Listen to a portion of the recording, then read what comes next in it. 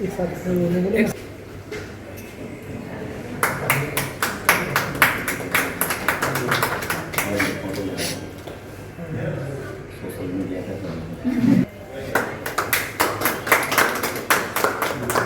सुन लगा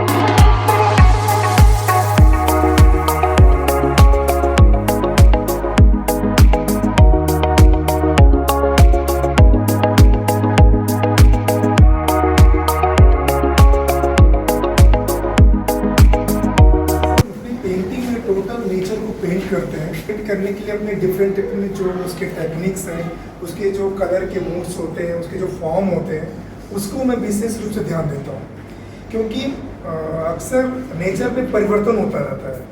कभी ड्राई हो जाएगा, कभी बसंत आ जाएगा, कभी कुछ, तो उसके जो कलर्स होते हैं, जो उसके फॉर्म होते हैं, उसको मैं फॉलो करने का प्रयास करता हूँ। इसके अलावा आजकल मैं यूथ सीरीज़ पर काम कर रहा हूँ, चूँकि आजकल का यूथ टोटल सोशल मीडिया से जुड़ा हुआ है, मोबाइल से जुड़ा हुआ है, लैपटॉप से जुड़ा हुआ है। इसके साथ साथ वो अपने कैरियर के लोग को लेके भी चिंतित रहता है, हम करें क्या। तो इन सारी उनकी फीलिंग को लेकर के बहुत सारे आपको सीरीज़ मिलेंगे, उसको मैंने पेंट किया है। और लगातार हम लोग लगभग 30 साल से हम लोग काम कर रहे हैं इस फील्ड में। तो इसके साथ साथ फिर अभी वो नई सीरीज़ हम लोग के आने वाली है इसके बाद, कि यूथ का जो एक जो जनरेशन है आजकल चल रहा है, उस पर हम लोग कुछ काम करने का प्लान है मेरा, तो उस पर हम लोग विचार करें। लेकिन फिलहाल अभी नेचर को लेकर हम काफ़ी काम कर रहे हैं, क्योंकि नेचर से लोग अपने गमले में उसको कन्वर्ट कर रहे हैं। नेचर को, पेड़ पौधों को काट रहे हैं और उसको अपने छोटे से गमले में कन्वर्ट कर रहे हैं। हम चाहते हैं कि ऐसा ना हो, नेचर को अपने फ्रीडम में जीने दिया जाए। गमला हमारे घर का जो शोभा बढ़ाता है, उसको भी रहने दिया जाए। Thank you.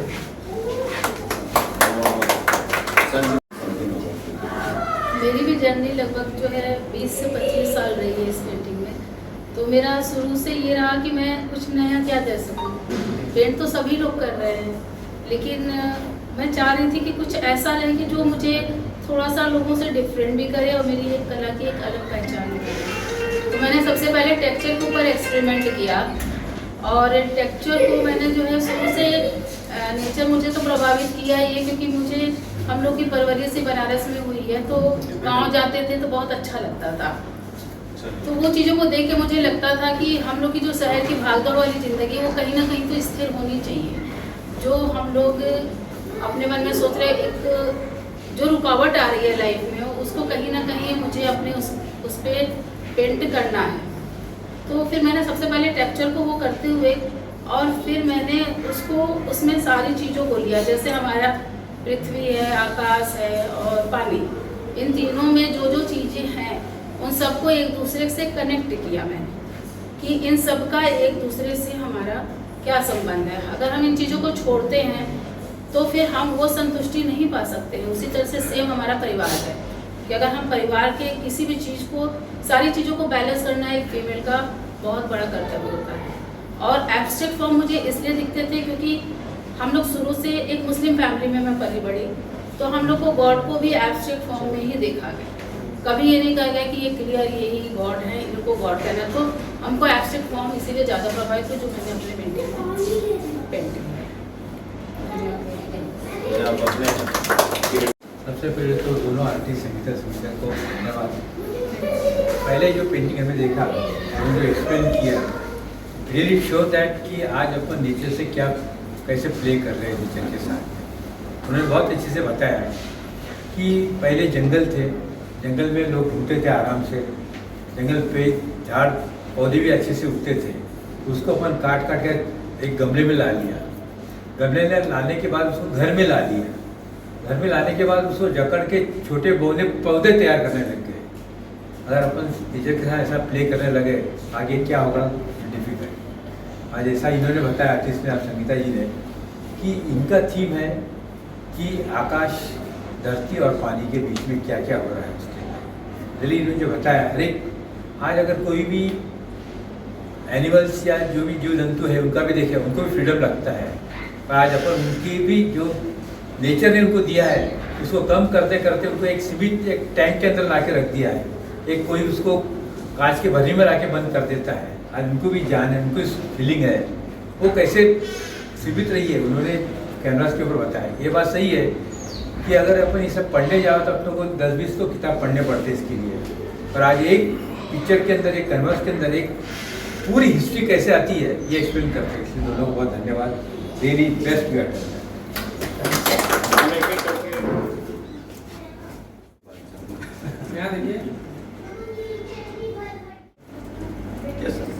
वृक्षान् छित्त्वा पशून् हत्वा कृत्वा रुधिर Kaidanam, if the road to heaven is by cutting trees, by killing animals, and by making blood all around the path, if that is the way to heaven, what will be the way to hell? That is a question he asked before 2000 years. और वही बात आज ही हम जो सोचते हैं, we should treat this earth not as what we have inherited from the forefathers, but what we have borrowed from our children. तो ये नेचर की जो बात की, okay, I think that was a poet who has said, आज मैं रेशम के कतार में खड़ा हूँ क्योंकि अपने खेत से बिछड़ने की सजा पा रहा हूँ। क्या बात है, क्या बात है। यही बात आपके पेंटिंग में, how we are disconnect from the nature, but still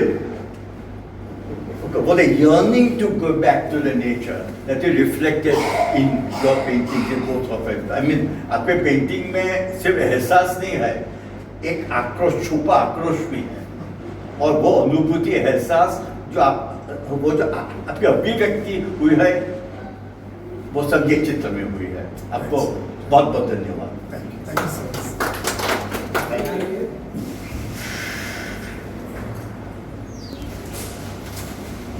आपने बहुत ही अच्छा काम किया है, बहुत सुंदर paintings.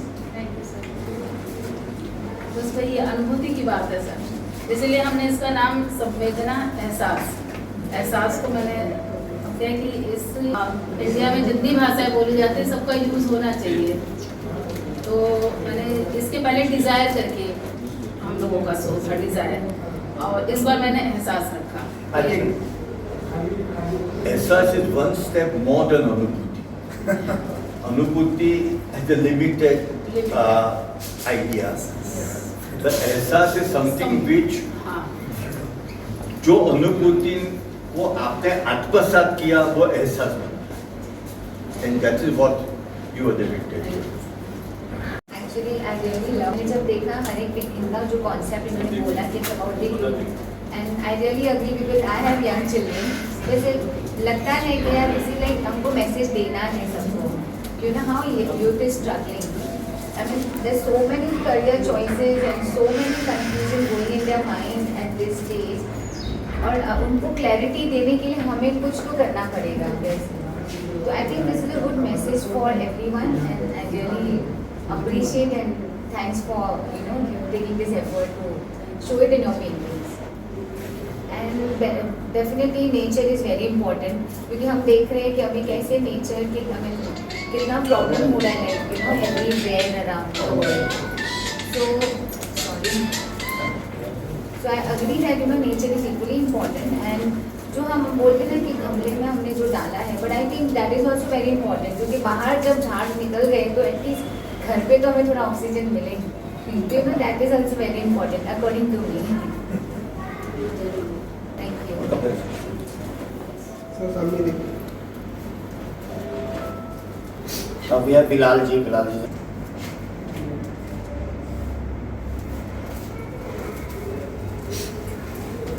pretty good, and it speaks about what we are going through right now, especially how technology is attacking us, taking the human angle away. I mean, all credit goes to the artists, how well they put out their thoughts, and this is a very unique and different kind of art because it speaks about the problems that we are facing. So all kudos to the artists and for the good work, and I hope and I pray that it sells, and artists like them, they get a bigger platform and they go much more ahead in their life. Thank you.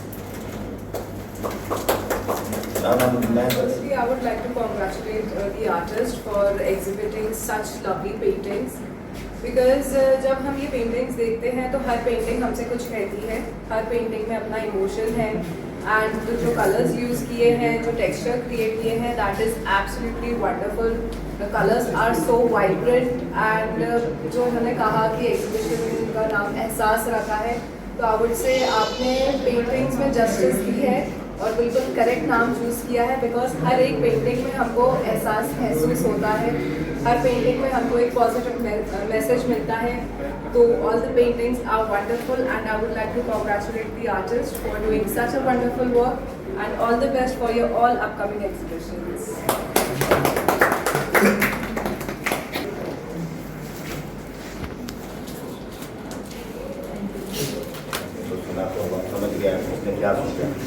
Painting जो हम देखते हैं उसको बनाने में कभी महीनों महीने लगते हैं, उसमें और काफ़ी इन्वेस्टमेंट होता है। आपको कैसा लगा? I love the paintings and I'm mesmerized by the imaginations, both of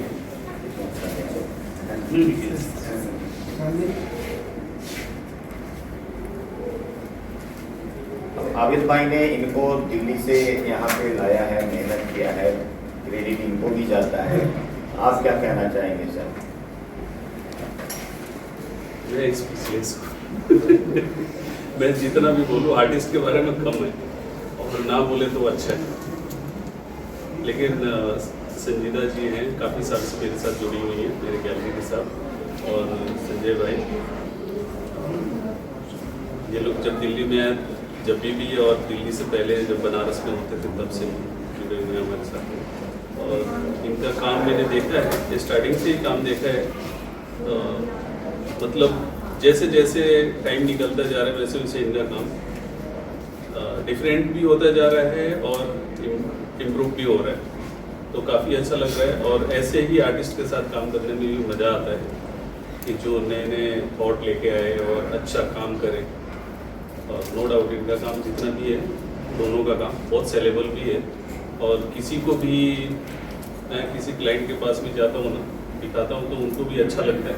भले वो ले ना ले वो अलग बात है, बट उनको अच्छा लगता है। और वो बोलते हैं कि जब तुम दिखाते हो ना तो वो काम देखने में बड़ा सुकून मिलता है। तो हर आर्ट में यही होना ही चाहिए। हर आर्टिस्ट के लिए यही मैसेज है कि वो अपने काम को और भी इम्प्रूव करे। और अच्छा, बस इन दोनों को मेरे तरफ से तहे दिल से बधाई है। और हम तो साथ में हैं ही। थैंक यू आप सब, आप यहाँ आए दिवाली के दिन, टाइम मैनेज करना बहुत टाइम निकाल के, सबसे बड़ी बात तो ये है कि आप लोग टाइम निकाल के यहाँ पे आए, आप लोगों का तहे दिल से शुक्रिया है। मैं संजय कुमार सिंह हूँ। हम लोग गाजियाबाद से जहांगीर आर्ट गैलरी में शो करने आए हैं। हम लोग का शो का जो टाइटल है एहसास है। ये एहसास हम लोग इसलिए रखे हैं कि हर पेंटिंग की अपनी एक सोच होती है, एक विचार होती है। हर कलाकार को, हर दर्शक को एक एहसास दिलाता है। ये सोच कर हमने एहसास एक टाइटल हम लोग रखे हैं। इसके अलावा चूँकि हम लोग का ओपनिंग दीपावली के दिन है, तो दीपावली के खुशियों के साथ हम लोग अपने एग्जीबिशन को ओपन आज हम लोग किए हैं, ताकि दीपावली के साथ साथ हमारी पेंटिंग भी अच्छे से निकले, लोग एंजॉय करें और लोगों को खुशी मिले। और हमारा जो एग्जीबिशन है 20 अक्टूबर से लेकर के 26 अक्टूबर तक शाम 7 बजे तक चलेगा। क्या इस तरीके के एग्जीबिशन जो है आगे भी अभी देखते? बिल्कुल सर, आपको देखने को मिलेगा। इस जहांगीर के शो के बाद हम लोग अगला शो दिल्ली में होने वाला है। हम लोग उसकी पूरी प्लानिंग कर रहे हैं। प्लानिंग के बाद फिर आपको एक जानकारी मिलेगी कि हम लोग फिर नया एग्जीबिशन दिल्ली में किस जगह कर रहे हैं, वो आप लोग को पता चल जाएगा। मैं संजीदा खानम मूल रूप से बनारस से रहने वाली हूँ। मेरी सारी शिक्षा, सारी पढ़ाई वहीं से हुई है और अब मैं दिल्ली में सेटल हूँ। और जैसा संजय जी ने बताया कि दीपावली के मौके पे हम लोग भी अपनी खुशियों को यहाँ बॉम्बे में साझा करना चाह रहे थे और इत्तेफाक ऐसा हुआ कि हम लोग को इसी समय गैलरी में मिल गई। और अच्छा लगता है, जैसा कि पेंटिंग में जो एहसास हम लोगों ने सीरीज़ नाम इसलिए दिया है कि ये हमारी संवेदना है और आप जो देख रहे हैं वो आपकी संवेदना है। उन दोनों को मिला के जो अगला संवेदनाएँ जो मिलेगी वो हमारी एक अलग और नेक्स्ट स्टेप हम लोग को मिलेगा। जो भी हम लोग को यहाँ से लोगों से बात करने पे जो भी लगा कि अब हम इसके आगे और क्या कर सकते हैं, तो जैसा संजय जी ने बताया कि दिल्ली में इसके बाद शो है, तो हम लोग दिल्ली में इसके बाद शो अगला करेंगे जो आपको आगे देखने को मिलेगा।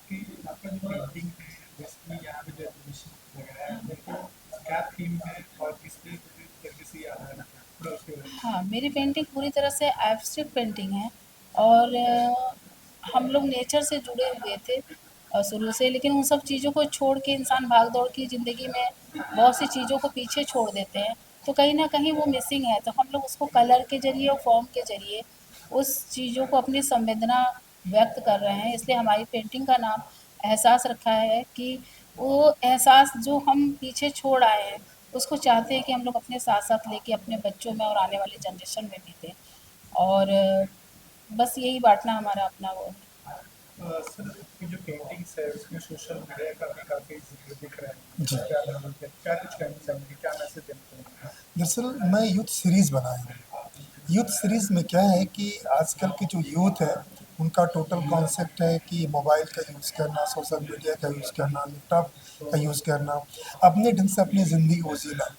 लेकिन हमें उसको इससे दिखाना चाहते हैं कि आप ज़िंदगी को जिए, लेकिन कहीं न कहीं हम अपने आपस में माँ-बाप से जो टॉकिंग करते थे, जो आप भाई-बहन जो टॉकिंग करते हैं, वो कहीं न कहीं प्रभावित हो रहा है। इस प्रभाव को ख़त्म करने के लिए कि आप लोग इसको कम यूज़ करिए, लेकिन हम इसे नहीं कह सकते आप इसे बंद करिए। लेकिन 1 आध 2 घंटे, ढाई घंटे अपने पेरेंट्स के साथ बात करिए, उनसे उनके चीज़ों को शेयर करिए ताकि उनको भी लगे कि हम लोग साथ में बैठे हैं, लेकिन हम अपने मोबाइल में बिज़ी हैं, वो अपने मोबाइल में बिज़ी हैं, तो हम लोग इसमें टॉकिंग नहीं कर पाते, एक टेबल पे हम अच्छे से खाना नहीं खा पा रहे हैं। जो ये हमारे आने वाले जनरेशन के लिए ठीक नहीं है। हम चाहते हैं कि इस हमारी पेंटिंग के माध्यम से लोग सचेत हों और ये एहसास करें नहीं, हमको अपने पेरेंट्स के लिए भी, अपनी फैमिली के कुछ टाइम निकाल कर के दूसरे से शेयर करना चाहिए। इस एग्जीबिशन को लेकर आप कुछ अपील करना चाहेंगे लोगों से? जी, यही मेरा अपील है कि आप लोग सोशल मीडिया का खूब यूज़ करिए, उसमें कोई वो नहीं है चूँकि हम ना छोड़ सकते ना आप छोड़ सकते हैं। लेकिन इसके साथ-साथ अपने पेरेंट्स के साथ जैसे हम सोशल मीडिया के लिए टाइम निकालते हैं, वैसे अपने पेरेंट्स के टाइम निकालें, उनसे टॉकिंग करें, कम से कम खाने के मेज़ पर, ब्रेकफ़ास्ट पर एक-दूसरे से हम हाल-चाल पूछें, एक-दूसरे की बातों को शेयर करें। एक आखिरी सवाल है कि कितने सालों से लगातार आप इस तरीके की कलाकृतियाँ बना रही हैं? इसके बारे में जानकारी देना चाहिए। हाँ, मैं 25 सालों से लगभग आर्ट फील्ड में हूँ और पहले जो मैं काम करती थी, उसमें अब धीरे-धीरे बहुत ज़्यादा मेरे काम में चेंजिंग आई है। क्योंकि जैसे-जैसे उम्र बढ़ती है और लगता है कि हम यहाँ पे इन चीज़ों को और चीज़ों को जोड़ सकते हैं, लेकिन मेरा टेक्सचर बेस वही रहा है, बस काम करने का पैटर्न धीरे-धीरे बदलता रहा है। तो मैं तो लोगों को यही सलाह देना चाहूँगी कि अपने जो मेरी पेंटिंग में एक थॉट है मेरा, जिस पे लिखा है नो बाउंड्री ऑफ आर्ट। कला की कोई भी बाउंड्री नहीं होती है। जिसकी भी रुचि है कला में वो काम करे, चाहे जिस तरह की भी कला हो, म्यूज़िक, डांस, कोई भी परफॉर्मिंग कला कोई भी हो, उसमें कोई बाउंड्री में मत बाँधो उस चीज़ों को। जहाँ हम बाउंड्री बाँधने लगते हैं ना, वहाँ पे जो हमारा एहसास है वो ख़त्म हो जाता है। तो इसलिए नो बाउंड्री, अपनी सोच की कोई बाउंड्री मत दो। कहीं-कहीं लिमिटेशन होती है, उन चीज़ों को आप फ़ॉलो करके, लेकिन अपनी सोच और अपने जीने के तरीकों को बाउंड्री में मत लाओ, दिखावा मत करो और अपनी ज़िंदगी को खुशी-खुशी जियो। Thank you so much sir. Thank you. Thank you.